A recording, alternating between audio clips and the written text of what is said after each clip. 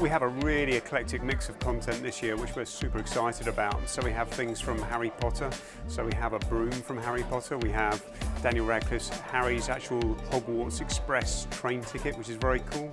We have Boba Fett's blaster from Star Wars. Brad Pitt's his outfit from Fight Club. Superman's cape from Superman. I mean, it's just a really eclectic mix of content from over 300 films and television shows.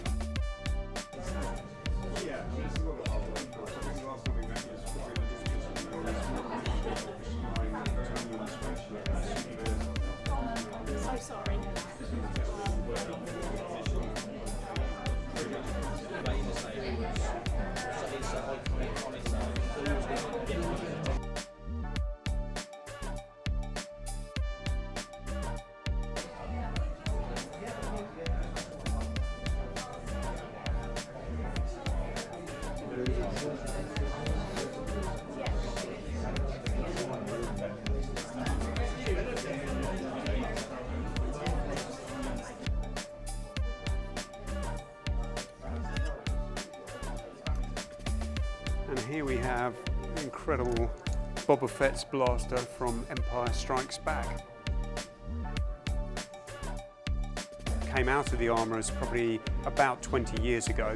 It was unverified at that time, really undocumented in so much as there'd been no research into how well it matched up. It only came into us about a year ago, and we spent a number of weeks going through it almost to a forensic level and managed to screen match the wood grain on the stock. There's some damage and distress on it, and realised that this was and is the one and only Boba Fett blaster that was used in Empire Strikes Back, which is an astonishing piece of movie history.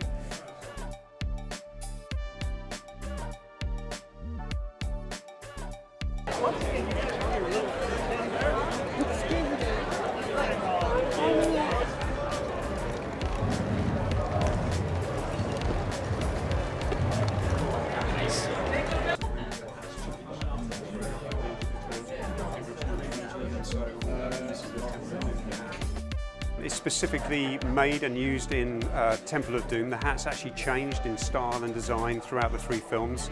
So the crown of the hat actually came down slightly from Raiders of the Lost Ark to Temple of Doom. And we can also tell from the maker's labels on the inside of the hat what era they're from as well. So we know specifically it's from Temple of Doom. And I think the Harrison Ford hat is something that is just so signature, so recognisable to the character. It's part of the character, really. And in fact, for the final film of the original trilogy, I think one of the marketing strap lines is "The man in the hat is back." So it's that important to the character for the movie. So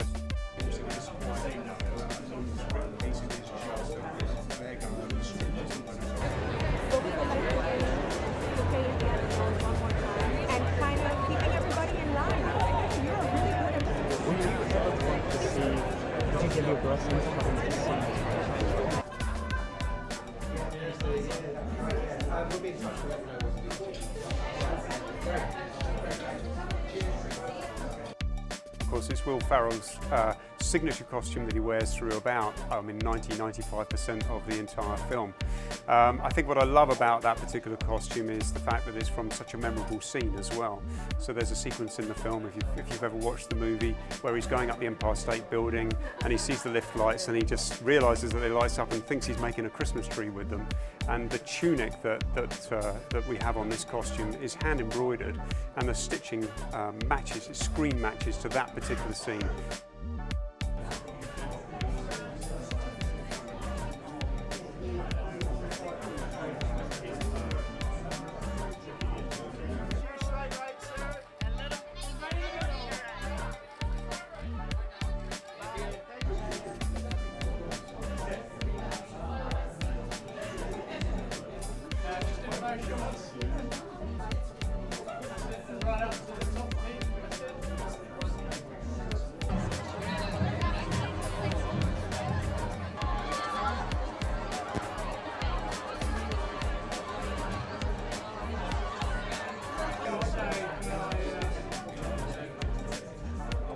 The screen match.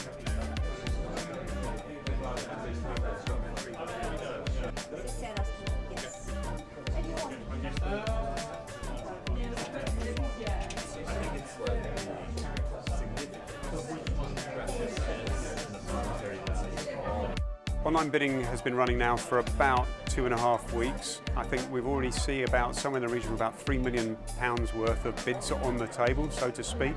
So there's active engagement across the board on multiple lots. I think over 40% of the auction already has bids on it. And those bids come from all over the world. It's streamed live online on auction days, but it's also fully accessible right now online. And so we're seeing bids from as far afield as Australia and Asia, a lot from North America. It's a big part of the marketplace. The collector base is in North America, and then a lot of localised bidding out of the UK as well. So it's spread all over the world.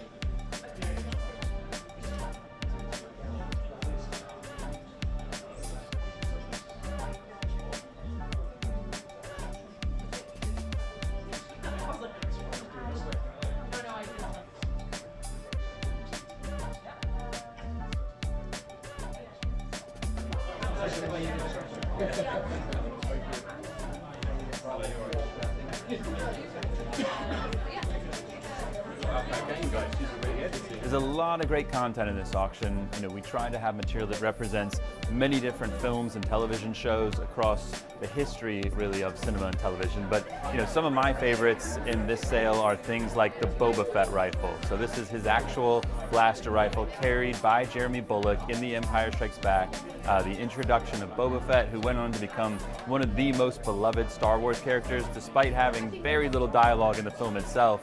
And this is his weapon. This is the tool that he carried around. It's part of what made him so intimidating. This is the actual one. We can screen match it. We can match the serial number on the rifle itself, which is a flare gun used in World War I.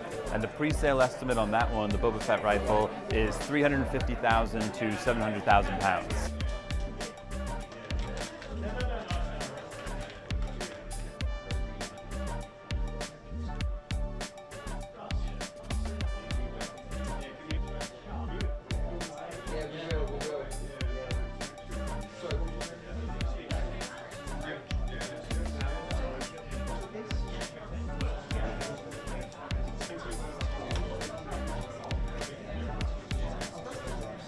It's not all sci-fi. We have some great content from other genres as well, things like Indiana Jones's hat. So the actual fedora that Harrison Ford wore in Indiana Jones and the Temple of Doom.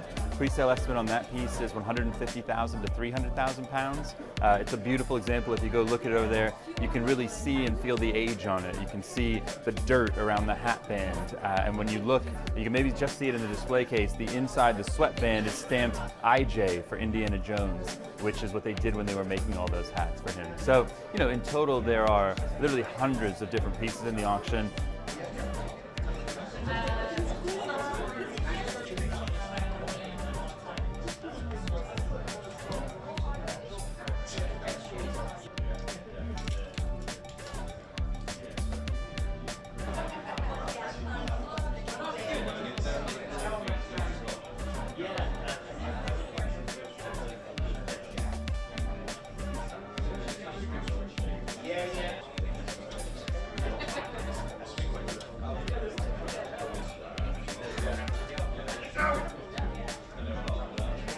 The Scream mask is a very exciting piece because it's from the first Scream movie, so the one that started it all.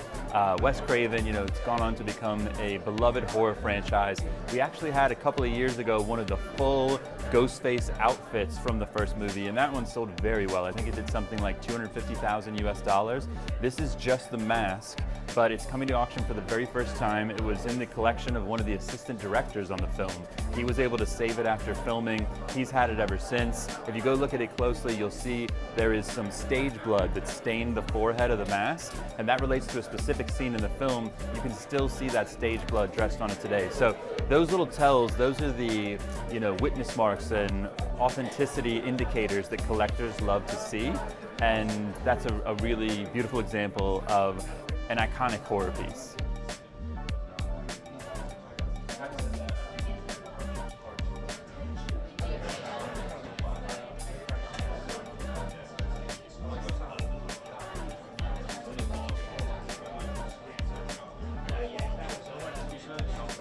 It's the perfect time to sell an elf costume. It's December in London, it's very Christmassy.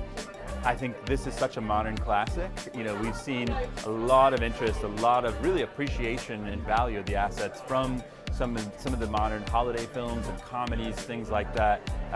I love Elf, I think everyone loves that. And I mean, just look at that costume behind me, the bright colors. You know instantly what it is. You don't have to tell anyone what that costume is. I think it'll do very well.